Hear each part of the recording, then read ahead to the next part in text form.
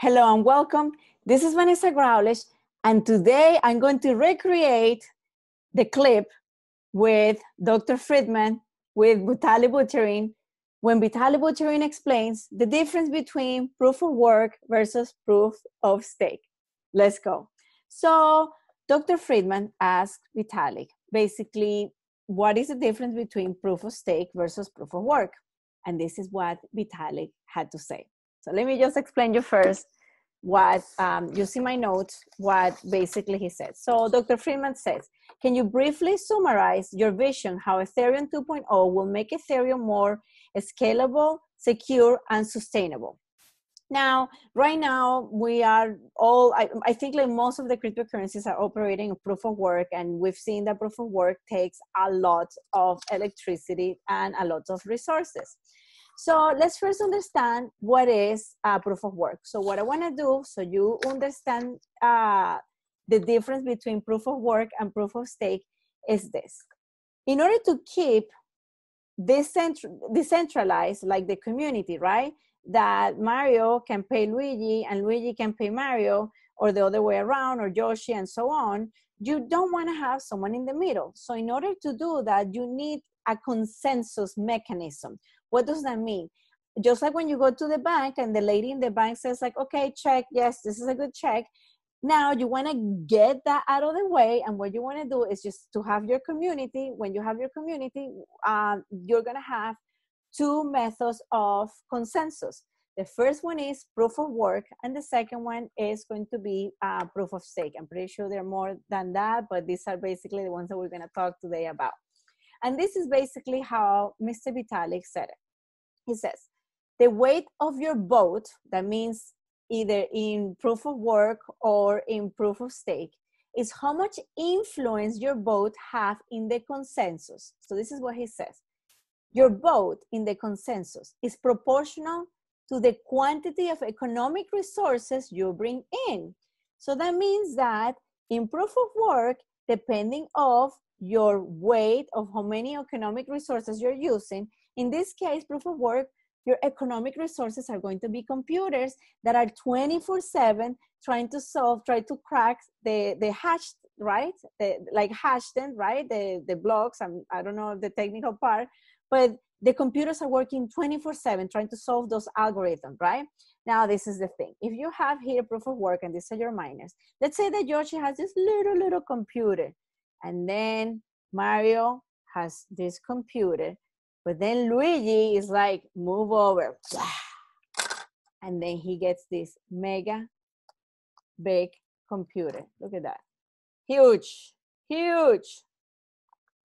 So there's a problem. Most likely, Luigi is going to have a higher chance of winning in the proof of work because he has more computing power. Remember what Vitalik says. The weight of your vote is proportional to the quantity of economics resources that you bring in. So this is the reason why proof of work, in this case here, you're going to see that, like for example, in China right now that, that you have like everyone mining, right? The ones that have the, like the more computing power, they're going to have a higher chance of winning, making proof of work not as efficient as it could be versus proof of stake. So now remember, proof of work is a consensus. The one that has the better computer, the more computing power has the higher chances of winning.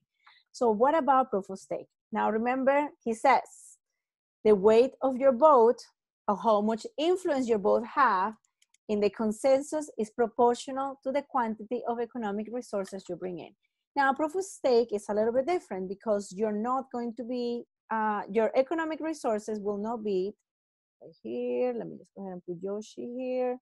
Your economic resources now are not going to be computers, but they are going to be coins. And this is basically what it is.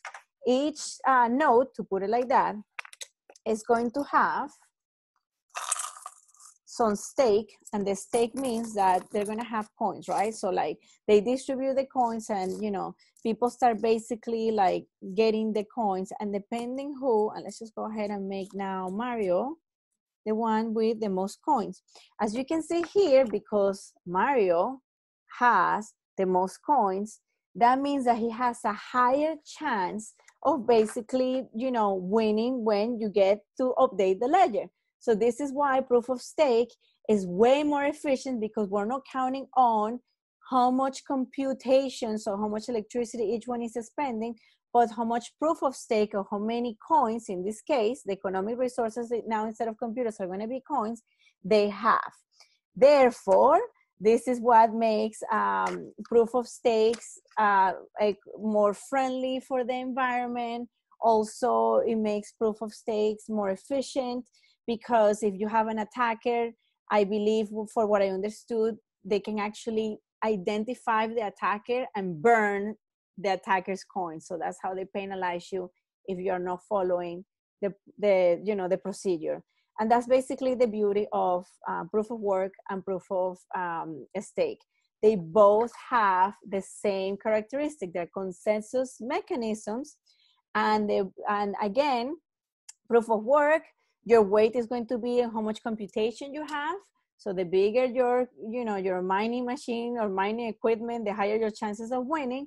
While in proof of stakes is who has the most stakes, or in this case, who has the most coins. So I hope that made the difference between proof of work and proof of stakes. Thank you so much for watching. I hope you enjoyed this magical episode, and I'll see you pretty soon.